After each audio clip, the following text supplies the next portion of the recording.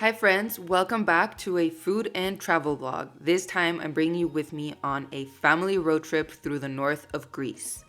My family was visiting from Brazil and Mexico, and we decided to show them a little bit of the Balkans, but we know they can't handle the cold very well, so we thought Greece was a great option. We left Pristina on the 1st of January, just a little bit hangover. But it's a pretty short drive, so nothing to complain about. It's only 3.5 hours from Pristina to Thessaloniki.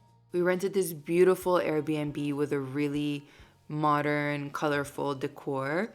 And we were right on the boardwalk and we had these most amazing views of the Aegean Sea. Every single day we were there were just incredible sunsets. Thessaloniki is the second largest city in Greece after Athens, so it's a full-on metropolitan city. But we didn't think about the fact that traveling on the very first week of the year may not be the best idea because everything was closed. So on our first day there, we figured that since everything was going to be closed anyway, we might as well go and explore the region. So we took a day trip and we drove 1 hour to the peninsula of the Three Fingers.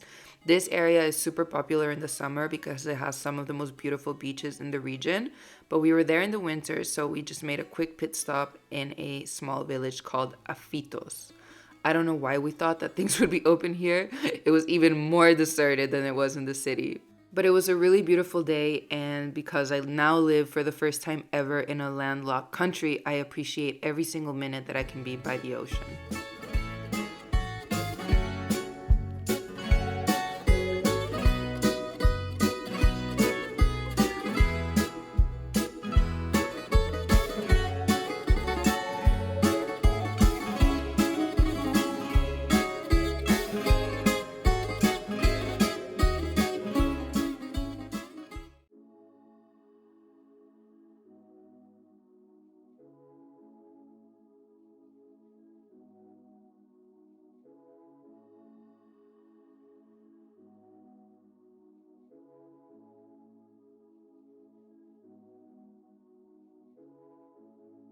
We drove over to the coast and decided to take a nice stroll on the beach during sunset. There's something so nice about walking on the beach in the winter time when it's completely deserted and the breeze is just super crisp. I could totally imagine what this place looks like in the summer.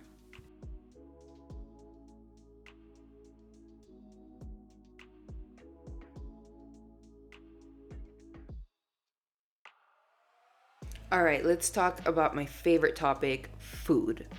Thessaloniki is the gastronomic capital of Greece, so you're bound to eat well anywhere you go. But this was definitely the most memorable meal of the entire trip because it wasn't like Greek food we had tried before. This was Greek food inspired by Crete traditions, so it was very, very different. I highly recommend this restaurant.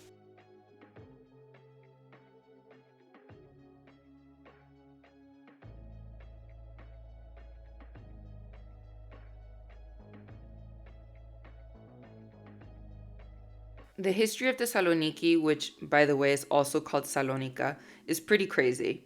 There have been so many empires that have ruled the city over the ages. At one point, it was Hellenistic, they were Roman, they were Byzantine, and it was part of the Ottoman Empire for 500 years. There are traces of all of these influences in different aspects of the city, from architecture to religion to the way that food traditions have evolved. But I won't get much into history. For anyone that is interested in reading more about this, I'll leave a few links down below.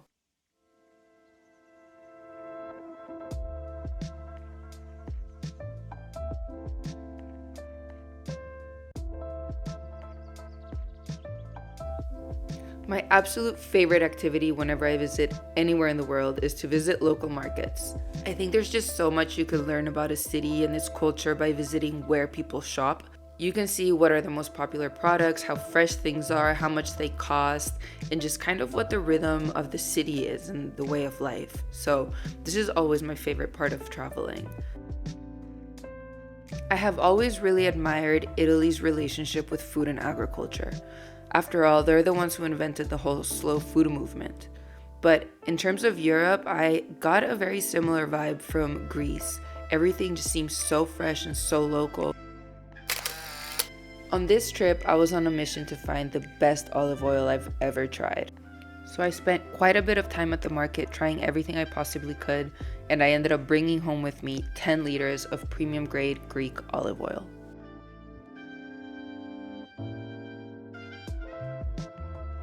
Another one of my favorite activities is to go secondhand shopping, and Salonica has endless amounts of secondhand shops, vintage shops, antique shops. So you can literally just go to Salonica on a secondhand shopping spree.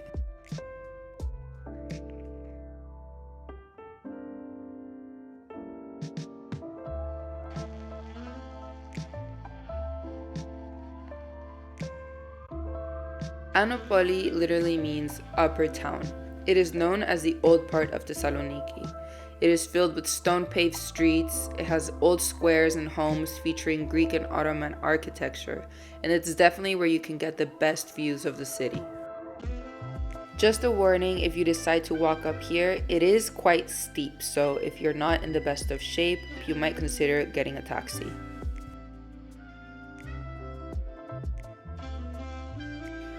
Alright, so this is another one of our favorite restaurants of the trip. It's called Wall by Wall, and it's more like a bar that serves amazing food. It's right next to the wall, and I would recommend you get the pork belly and the octopus. They were unbelievable.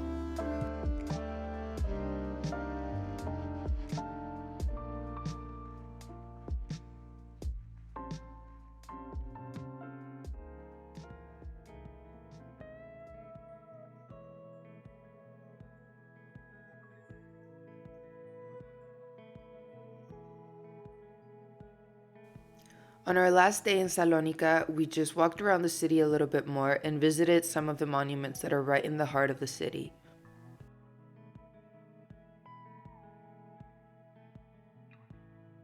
Of course, I could also not leave the city without having at least one Cheetos, so that's exactly what we did on our last day.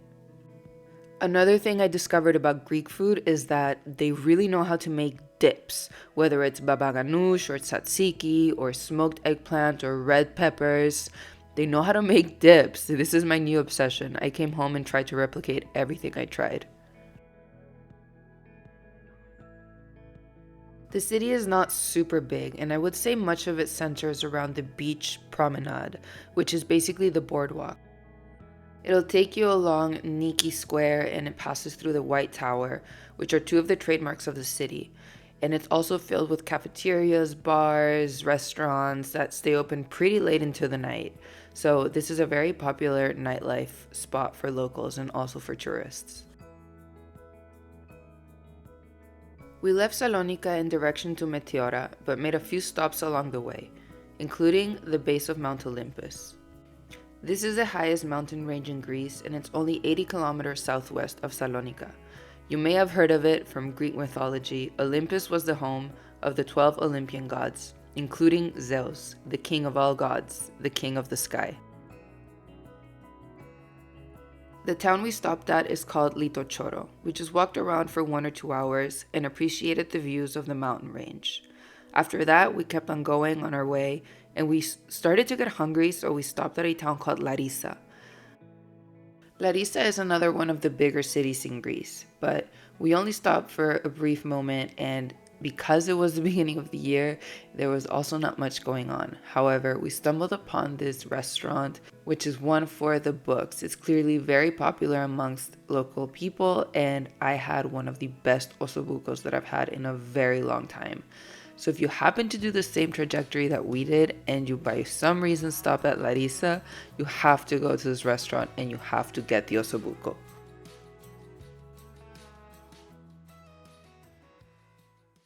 With a full stomach, we got back on the road and made it to Meteora by sunset.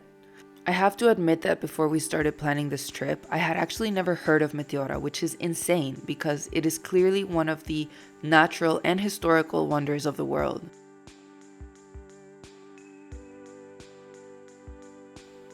So just in case you haven't heard of it either, here's a little bit of history. Meteora is known as a region made up by these crazy rock formations and the monasteries that were built on top of them. It is a UNESCO World Heritage Site, and the name means suspended in the air, which is kind of obvious to understand where that comes from. Monks started settling on these columns in the sky, as they are called, starting from the 11th century onwards, and they built a total of 24 monasteries. It is honestly crazy to wrap my head around how they were able to build these incredible monasteries 600 meters above ground. So out of the original 24 monasteries built, there's actually only 6 active monasteries today.